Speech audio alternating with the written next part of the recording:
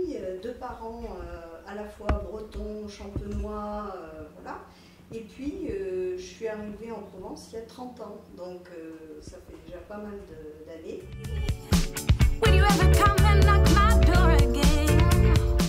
Alors pour moi, la mission locale, au départ, j'étais sur un contrat de courte durée. Et j'avais été recrutée comme chargée de mission développement économique de par mon expérience dans le domaine de l'entreprise, voilà. Et en fait, quand le directeur qui était en poste est parti, on m'a proposé la direction de la mission locale. Et j'ai réfléchi pas très longtemps et puis j'ai accepté. Et en fait, ça a été une vraie... je pense que j'ai une addiction à la mission locale.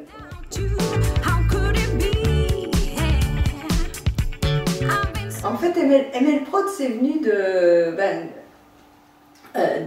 comment j'allais dire de mon insatisfaction quand je regardais la télé et que j'entendais sans arrêt, toujours ces mêmes discours sur les jeunes qui sont toujours devant leur ordi et puis qui savent faire que ça, ou devant leur smartphone, etc. Les employeurs qui sont tous des affreux, jojo, méchants, etc. Bon, que des caricatures comme ça, c'est-à-dire l'employeur est automatiquement un type du CAC 40 et le jeune, il est automatiquement un jeune qui reste sur son canapé toute la journée, qui a envie de rien faire. Voilà. Donc à un moment donné, quand vous avez ça, vous vous dites qu'est-ce que je peux faire, quoi. Et parler dans le vide, ça ne sert pas. Donc il n'y a rien de mieux que l'action pour ça. Et je me suis dit comment transformer cet outil qui crée un clivage entre générations en compétences. Comment montrer que tout ce que les jeunes savent faire avec le traitement de l'image, avec le numérique, etc., comment le transformer en compétences. Et c'est peut-être mon passé dans le milieu de l'audiovisuel et du cinéma qui a fait que j'ai dit, bon, et si on vous filait une caméra, et si même avec vos portables, vous filmiez quelque chose et que vous alliez à la rencontre des autres. Voilà. Et en fait, c'est ce qui s'est fait. Et je ne vous cache pas que ça a été extraordinaire parce que quand j'ai créé ça, j'ai lancé ça avec toute mon équipe, parce qu'il y avait un mouvement général, je n'étais pas seule dans le coup. Tout le monde a dit, le premier reportage que vont faire les jeunes, ça va être bien entendu sur les graphes, la hip-hop, des choses comme ça. Et en fait, le premier sujet qui a été proposé par les jeunes, c'est la place des handicapés dans la société, parce qu'ils avaient parmi les jeunes qu'ils côtoyaient une jeune fille handicapée.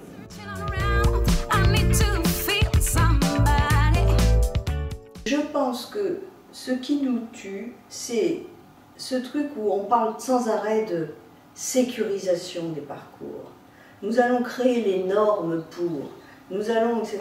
Et à force de sécurisation, de normes, de mise en place de normes, on accroît les cloisonnements et en fait, on tue la prise de risque, on tue la prise de responsabilité, l'autonomie et du coup la créativité et l'innovation. Et moi je donne un exemple. Quand on a créé ML Prod et qu'on disait à des jeunes, bon qu'est-ce que vous voulez? Ah mais on a le droit de faire ça? On peut faire ça?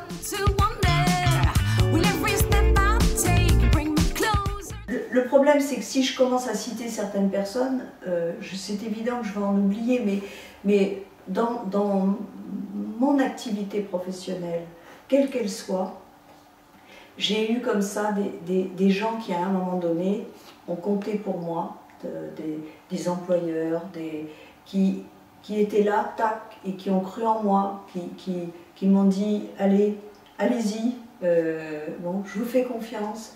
Des gens, bien sûr, je pense bien entendu à Bertrand Schwartz, qui a été le créateur, le père fondateur, entre guillemets, des missions locales, Gérard Sarrazin, bien entendu Hervé Serriex, donc qui a été délégué interministériel à l'insertion des jeunes, et pareil, qui était un homme qui vous booste, quoi, vous faites quelque chose, et puis il vous dit mais c'est pas un problème, allez-y, vas-y. Voilà, des gens comme ça, mais il faut savoir s'en saisir, quoi.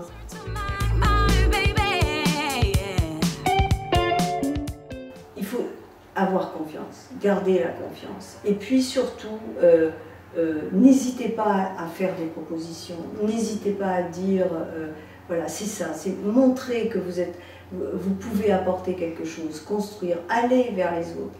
Même si les autres ont peur de vous, hein, parfois, ben allez-y.